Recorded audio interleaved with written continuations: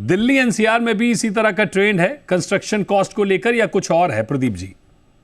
नहीं दीपक जी, सबसे पहले तो आपको नमस्कार। बहुत बहुत शुक्रिया आपका इस प्रोग्राम पर बुलाने के लिए। Thank you so much. And बिल्कुल, विमल जी की जो रिपोर्ट है, मैं उससे बिल्कुल इत्तेफाक रखता हूँ कि कॉस्ट ऑफ कंस्ट्रक्शन इंक्रीज हुई है। इवन दो जो मटेरियल, जो मेन मटेरियल हैं सीमेंट और स्टील, वो कहीं ना कहीं थोड़ा सा डिक्लाइन ही हुए हैं। उसके बावजूद भी कंस्ट्रक्शन कॉस्ट जो है वो इंक्रीज हो रही है। एंड उसके रीजन बहुत सारे हैं। सिर्फ लेबर कंपोनेंट ही एक रीजन नहीं है। लेबर तो ऑफ कोर्स एक रीजन है ही उसके अंदर इंक्रीज होने में। दूसरा, मुझे लगता है थोड़ा शॉर्टेज है in terms of labour, in terms of, क्योंकि हमारे यहाँ ना स्किल जो लेबर है उसकी बहुत ज्यादा कमी है। अगर आप देखें पिछले 2 साल के मार्केट को, मार्केट काफी ज्यादा तेजी से आगे की तरफ गया है, जिससे बहुत सारे डेवलपर्स ने अपने प्रोजेक्ट्स लॉन्च किए हैं। और जो रिसोर्सेज हैं वो बड़े लिमिटेड रहे हैं।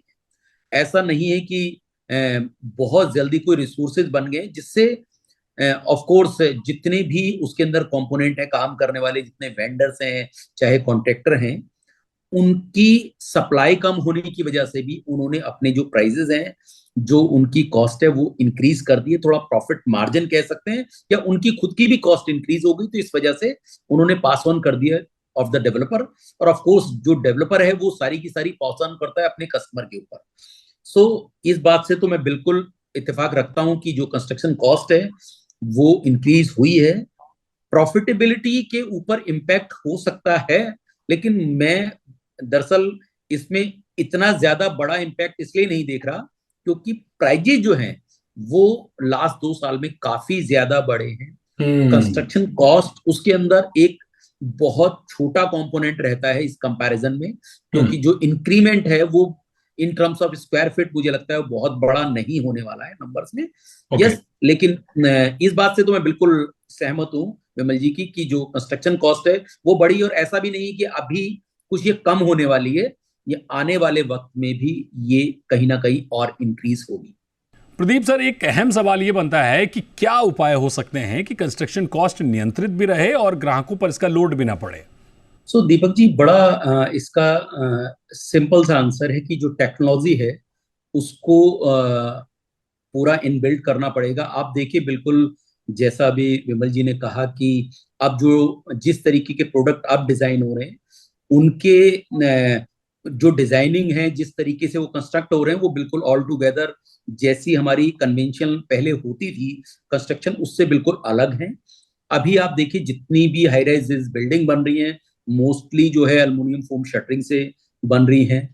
दूसरी, उसके लिए जो लेबर चाहिए वो स्किल्ड लेबर चाहिए। आप अगर किसी भी चीज को अगर काउंटर करना चाहते हैं तो ऑफ कोर्स टेक्नोलॉजी ही केवल एक ऐसा माध्यम है जिसके थ्रू आप इसे कहीं ना कहीं न्यूट्रलाइज कर सकते हैं।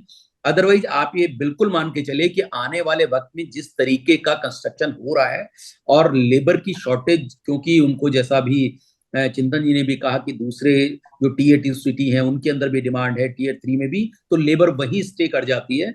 सो ऑफ कोर्स ये चैलेंजेस फ्यूचर में बने रहेंगे। हम हमारे पास कोई ऑप्शन भी नहीं है इसके अलावा कि हम टेक्नोलॉजी को अडॉप्ट करें, लेबर लेस, जितनी भी लेबर को हम कम से कम स्किल्ड लेबर को लाएं।